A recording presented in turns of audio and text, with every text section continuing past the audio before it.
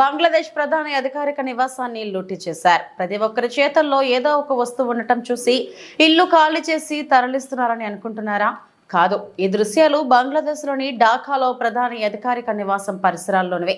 ప్రధానిగా షేక్ హసీనా రాజీనామా చేసి దేశం విడిచి వెళ్లిపోవడంతో ఆమె ఇంట్లోని వస్తువులను నిరసనకారులు దోచుకెళ్లారు. రిక్షాలు ఏర్పాటు చేసుకుని ఫర్నిచర్ను, టీవీలు, ఇతర విలువైన వస్తువులను ఎత్తుకెళ్లిన దృశ్యాలు మనం చూస్తున్నాం.